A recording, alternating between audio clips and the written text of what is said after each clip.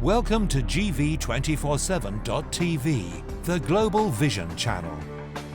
A non-profit web TV channel bringing biblical perspective to the world in which you live. Hello and welcome to this week's weekend show with me, Deborah Menelaus, on Global Vision TV at GV247.tv. With me, I have Dr. Carys Moseley from Christian Concern. Welcome to the studio. And the whole programme is going to be devoted to her. She's a very, very interesting lady. So, first of all, can you just tell us a wee bit about yourself, Carys? So, I work in the Public Policy Department of Christian Concern. And I do research on public policy in the United Kingdom, and I look especially at transgender issues and LGBT issues and how that affects society, but also the churches. So how did you get into that job? That's very interesting. Well, my background was in Christian theology and ethics, and of course these topics came up. We had to learn the different ways of seeing them, Christian Concern organised a conference called The New Normal, which took place in November 2016, all about how this stuff was coming into schools, and the attempt was to normalise all of this in primary and secondary schools in the United Kingdom. And there was a call for papers made by a friend who was helping organise. So I thought to myself, well, I can actually help here. And I actually gave a talk. The talk that I gave was on the history, sort of church history and historical dimension to all of this. And the purpose of that was to help Christians today understand that we have actually faced some of the challenges before, not all of them, but we can learn and take encouragement. But we've also got to understand the depth of the predicament we're really in, the threat to fundamental freedoms of religion and speech. And the threat to health as well. And from there, I and other speakers at the conference, we started to be very concerned because we knew that the government seemed to be on board with all of this. There was, and there still is, an MP called Maria Miller, who's a backbench Conservative MP, who'd been in the cabinet before. She was proposing what's called a gender identity law for the UK. In other words, a law that would allow people to change their gender purely by the use of bureaucracy, not by undergoing any of the surgery or hormone treatment that you need at the moment. And this was going to make things worse in many ways, socially and in terms of healthcare, but also for Christians who want to minister in this area and help people out of suffering these problems. So started monitoring the news, started monitoring Parliament, realised I had to catch up with all of that. And eventually I was asked to do the work properly and join the Department of Policy that we have. That's certainly absolutely fascinating, Carys. What is the biggest danger today, do you think, to Christian parents who maybe find that their children are being taught these things at school and they don't want it? So how do they go about changing that?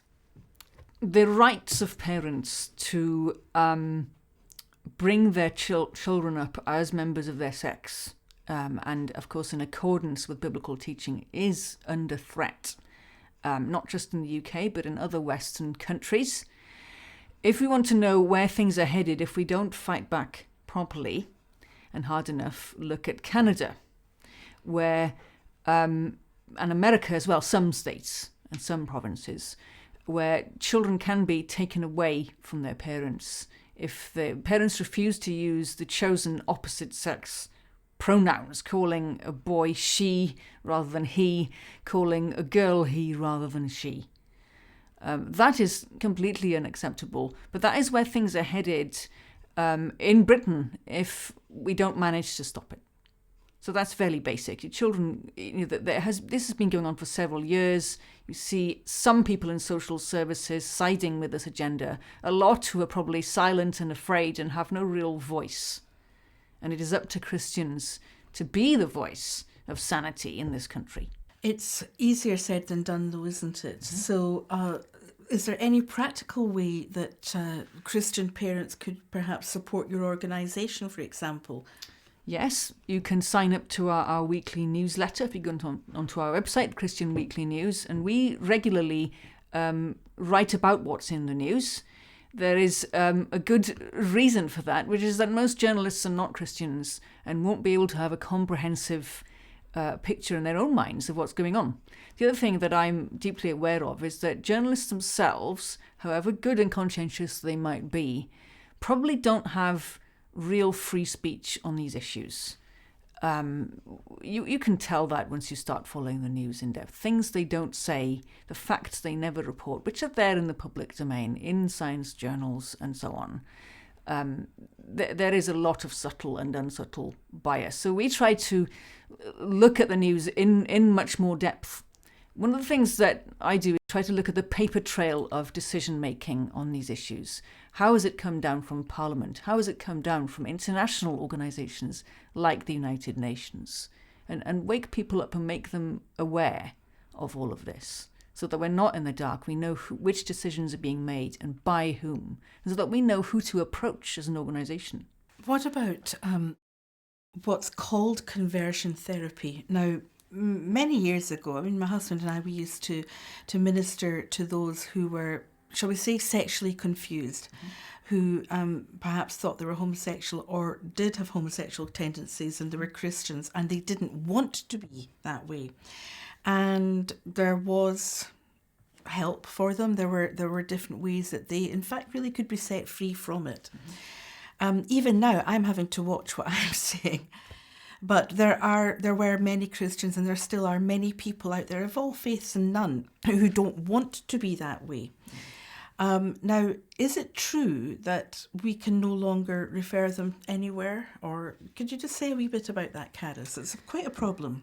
What's happened in the last 9 or 10 years in Britain is that there's been a concerted campaign by some LGBT activists to shut down all help for people for whom their homosexual inclinations are undesired by themselves. They're not happy. Either they've lived like that and want to leave that behind, or they've never acted on that and they're still unhappy and they don't want to go down that path. And a lot of these people are Christians. Some might be Jewish, some might be of different religions, or none. There has been 3 times activists have infiltrated Christian events. I was at one of them, actually, and pretended to be Christians or pretended to be people who wanted to leave homosexuality behind. And they did that in order to find people who were qualified counsellors and therapists who were willing to help. In the first case, those sessions were recorded. They set up sessions and then recorded them undercover.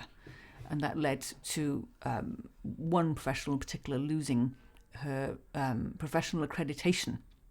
And out of all of that came this professional ban on what's misleadingly called conversion therapy, which I'll explain in a minute why that term is being used. It's a ban on any help of any kind for people who want to move away from same-sex attraction, people of any age. So you can be a teenager or a child, and you won't be able to get that help if you ask for it. People of both sexes, of any marital status, married or single. So you can see the serious implications there. Can I just explain the term conversion therapy briefly? Because our viewers really need to understand this. You may know from the press that there is this ban already. What's less well known is the government wants to have a complete legal ban, in other words, an act of parliament. They talk about this periodically. Some other countries, Malta is the one in the European Union, have a complete legal ban. So if you are a mental health professional and you offer this help or are considered to be offering that help, it is a criminal offence. And you either pay a fine, and in Malta it's €5,000, or you can go to prison. And it's not the only country in the world where that can happen. Now that is quite shocking. Now for the term conversion therapy, nobody is actually converting you. It's not possible. When you go and visit a counsellor or a therapist, it is your goals that have to be in the driving seat, so to speak. So Christians tend to go and see Christian counsellors because they want to be aligned with the same values and worldview. okay, based on the Bible and on Christian ethics. The term conversion therapy was invented by gay activists in psychology in the USA. What they've done is lumped together completely different samples of clients together. So a sample of clients who came completely of their own accord as adults to see therapists because they were distressed. Sometimes they'd been victims of sexualized bullying or abuse growing up, or perhaps not, but some way or another they developed homosexual attraction. They didn't want it. For one reason or another, they wanted to leave. And a lot of these people succeeded in leaving these problems behind. The other sample that was mixed up here was a sample based on research on homosexual sex offenders conducted in the United Kingdom during the post-war period, when it was illegal. And this is very complicated because at the time, all homosexual behaviour by men was illegal, whether or not it was consented to. So that did mean that people were mixed up, those who were consenting were mixed up with people we would still regard as sex offenders today. Quite a lot of those were preying, by not all, but quite a lot of them were preying on boys under the age of 16. So you've got this group, who are frankly often not interested in changing, who are in prison, and a group of completely regular people who have a problem. Their motivations, their goals, their outlook on life was very, very different. It is really unethical to mix these two types of samples up and to say that they're all really the same thing. And also, yes, so we have to understand that the term is made up by those who are hostile to Christian-based pastoral care or any kind of Judeo-Christian ethic in the mental health professions, in the psychological professions. You as a Christian may think, well, my church doesn't offer counselling or therapy, so we're covered. That's not true, I'm afraid. What you need to understand is the description, the characterization given by the government is so broad, it can actually cover Christian ministries, self-help groups, prayer groups, just about anything. And I believe that this infiltration by activists is not going to go away. Why do I say that? Because what they're doing is spying on Christian liberty. I really want you to understand that. Do you think that this is a spiritual battle as much as anything else? I've come to learn that it is. It's only quite recently in the last few months I came to see it as spying on Christian liberty. And this is when I was looking back at the history and thinking, 3 times this happened. And most Christians in Britain did not stand with those people receiving pastoral care who were affected. And I feel like saying, quite honestly, 3 times the cock crowed. Mm. Yeah. It is important that we wake up as Christians in the United Kingdom. It really is.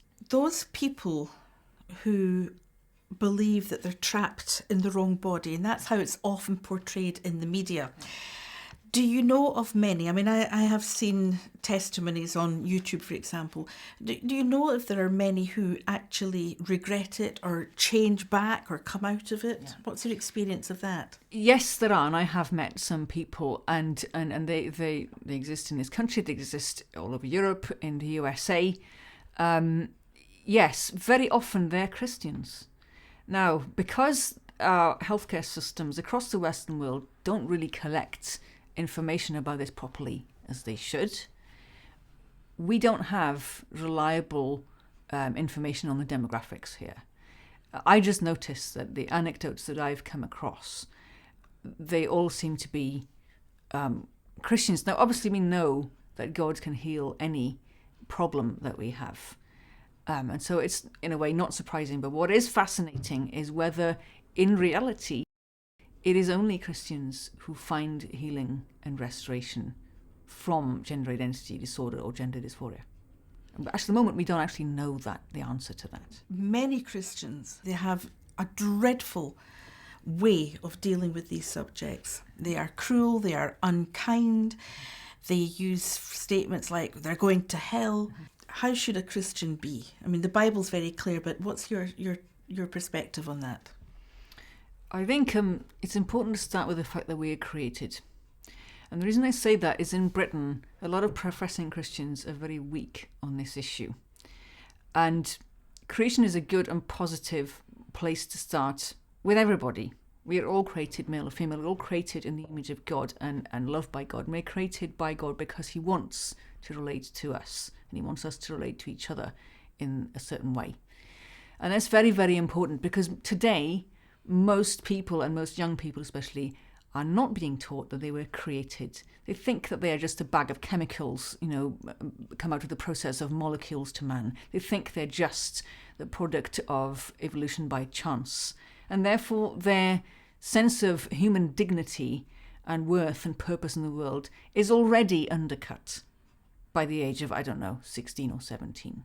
And so we really need to work hard and patiently at the issue of getting people to understand creation. And that's probably not a quick process, I think it's fair to say. Carys, we're seeing stories and hearing stories of drag queens. Now, men who dress up as women, and they deeply offend me because I don't know any woman who looks like the way some of these drag queens dress. I mean, it's absolutely shocking.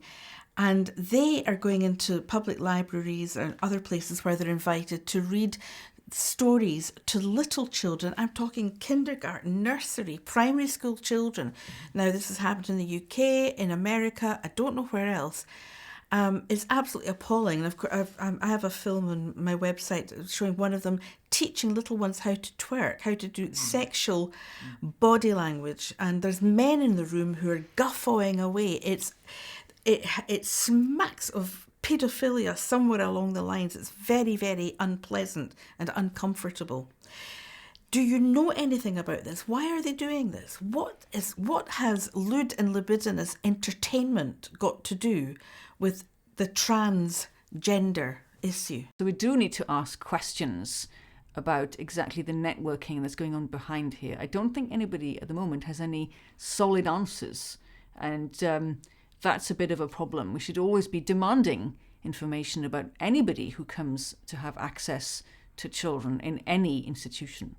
Carys, we see what's going on in Parliament, but is anybody taking ownership? I mean, what on earth is going on in the upper echelons? That's a really good question. Can I say that apart from Brexit, transgender issues and the proposal to make it easier to change gender is the most contentious issue in British public life and politics right now, and has been for about the last 3 years. And it is very interesting that the central government in London has sometimes tried to play off those issues against each other. So in 2017, in the summer, the then Prime Minister Theresa May had just gone on holiday, and it was left to Justin Greening, who was in the cabinet at the time as the Education Secretary, to announce that there would be a consultation on making gender change easier. So she was left to take the rap for that. But there was also some kerfuffle over Brexit at the time, something about trade talks, I don't remember now. But it was very obvious that these announcements were timed to be played off against each other. And that's happened more than once. But of course, the more elementary, the more fundamental one is the gender one, because it's got to do with who we are as God's creatures and the fallout of years of official denial that we are actually created in the image of God. What percentage of the population is actually affected by the transgender issue? I mean, what percentage of the population do boys or girls or men or women decide that they are in the wrong body? Oh, that's a difficult question to answer, because yes, those who are actually feeling that way, it's less than 1%. It's very, very small, although the activists have over the years often tried to inflate the figures. It's very much less than 1%, like I say. If you were to look at NHS data and then calculate that against the census or against other population figures. However, that shouldn't make us complacent. And I say that because a lot of people say, well, why spend so much time in this issue when it affects so few people? The problem that we have is that activists have been going through the media and now schools to normalise all of this. How does it get normalised? By the power of suggestion, by talking about it as if it's normal. And children are being affected. We are hearing anecdotally from children coming home to their parents saying, well, I heard this story in school today. Am I really meant to be a boy rather than a girl, or a girl rather than a boy? And who knows how many children are being affected. Some of them might sleep on it overnight and then no longer be affected, but many won't be able to pick themselves up in that way. The influence of Bruce Jenner deciding he was Caitlyn Jenner, and that being broadcast all over our media, that has had a massive impact on children. We know that, clinicians are saying that. So potentially far more people than just the minority who will actually go on and have hormones and surgery are being affected. Now, I've often said that when I was a little girl at school, if somebody had said to me, would you like to be a boy? Now, I know that this is not how it's particularly handled, but there again, we don't know what some very left-wing liberal teachers may be like. But if somebody said to me, are you happy being a girl? Would you like to be a boy? I would say, oh, I'd love to be a boy, because in my infantile mind, I would think that means I can automatically climb trees and be a spy and all the rest of it. I know women can do that too, or girls can do that. But it's quite frightening, because when I think back to how I was as a child, that I actually could have been persuaded. And I'll tell you what, by the time I was a teenager and I was an absolute out and out rebel, I could imagine me embracing that lifestyle. And I am all woman, I can assure you. And I love being a woman. And now I'm a Christian, of course. I'm very, very happy. And so there were no funny stuff going on, but because I was a rebel, or because I maybe felt unloved and I wanted attention, I could imagine that being very appealing for some teenagers. It's quite a thought. Carys, before we go, is there anything else that you would like to say on these matters?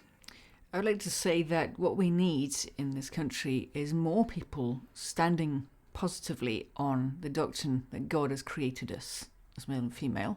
That is the good starting point. That is the mind of Christ about the book of Genesis and the Old Testament and creation. And he talks about that as the basis for marriage and family. And we need to be clear on that, to spend time in church educating. Many Christians are very weak on these things.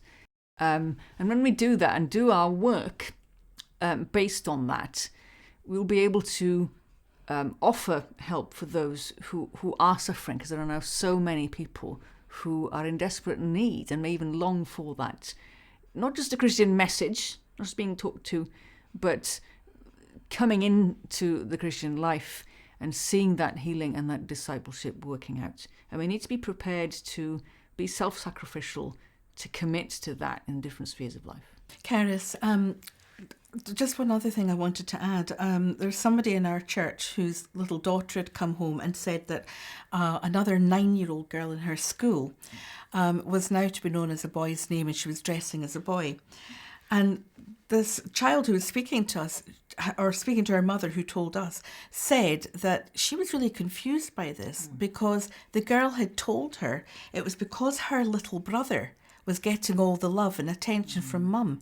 I mean, I could hardly believe my ears, but this girl, this friend, the daughter of somebody in our church, was very, very clear that that was the reason. And then in the last 2 or 3 weeks, I heard of another story of something identical, very same story. They thought the other, a younger sibling obviously gets all the attention. And I mean, you found this as well. When we interviewed you for something else, you said that. Is this true? It can happen. That's something that clinicians do talk about. That these are, children can envy their sibling of the opposite sex for perhaps understandable reasons sometimes. But the problem with this transgender movement, it is suggesting, but by its propaganda, all sorts of ideas, and as a solution, really, to children that would otherwise not be possible. So children will learn about gender clinics. They will learn that they can choose who they want to be rather than accept how God has created them to be. So yes, there is a risk even for children who are not being mistreated at home. And that's a very big problem. And that is where education and reaching out to parents who are not Christians, who are wanting to do the right thing, is so important, because there is no real organised support for them at present. you mentioned about creation earlier. Now, folks, remember, we have a creation evolution channel, we have a genetics channel, science. There's plenty information here on GV 24/7 from experts, from doctors, from scientists, speaking on all sorts of subjects, just to help you get a grounding. But we always point you, first of all, to the Bible, the Word of God. These are very sensitive issues, and we ought to have compassion for all involved, for parents and for children or for young people who are affected by these issues. Always the love of God should be, what's the old King James, shed abroad through us. We are the body of Christ on earth.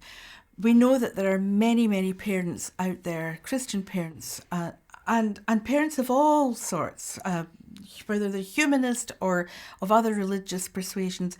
Parents are concerned, they're deeply concerned about some of the things their children are being taught, because it's the parents' job to teach children these things.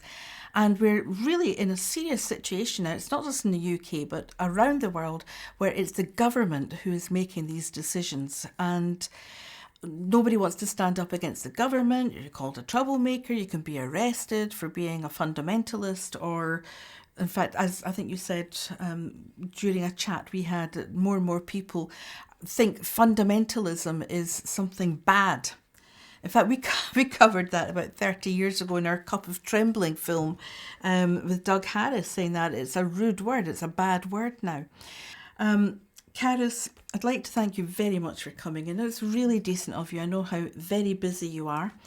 And we look forward to maybe having you come back sometime. But we will be praying, and that's the important thing. Any of you out there who are intercessors or prayer warriors, then please remember Carys and the team that she works with and all at Christian Concern who are dealing with these matters. And it's not easy. Bye-bye just now.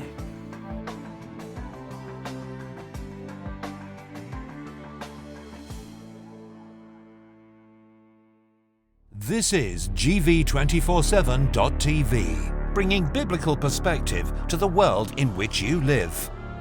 A powerful free resource with hundreds of short films on a wide range of Bible topics from experts around the world, plus full-length sermons and programs for teaching and encouragement. Choose from current affairs, signs of the times, a chance to voice your own opinion, and special offers on our full-length feature films, documentaries, and study materials. At over 4 hours in length, the Lamplight Project is a systematic 12-part Bible study series, a powerful teaching tool that begins with the origins of life and takes the viewer on a comprehensive journey packed with high-profile interviews, film, graphics, and illustrations, concluding with the return of Christ and an encouragement to stand firm and be faithful. Complete with a free study guide download for both personal and group study, this powerful interactive guide connects to over 1,000 programs with expert interviews on GV247.tv, our free service web TV channel. Does My Life Have Meaning? A powerful 1-hour presentation produced from the Lamplight Project. With a free copy of the Gospel of Luke, this film is crammed with engaging interviews, film and graphics, a life-challenging film to those searching for answers. As distributors for the Jesus film, we offer this timeless movie based on Luke's Gospel. This clear presentation of the life of Jesus Christ has been viewed worldwide and translated into over 1,200 languages. We provide the film with a free copy of the Gospel of Luke. The Daniel Project is a popular TV documentary that presents an overview of Bible prophecy and an encouragement to read the signs of the times. Hailed as one of the best TV films to be made on the subject, DVD extras feature a heart-to-heart interview about the way of rescue. Based loosely on the documentary, The Daniel Connection is a full-length feature film. This fictional thriller incorporates many of the themes promoted through pop culture and social media which affect people on a global scale. Launched at the Cannes Film Festival, the Daniel Connection points the ever-skeptical viewer to search the Bible for answers to life's deepest questions. We've been serving the body of Christ for over 30 years, and if you would like further information, please do not hesitate to get in touch.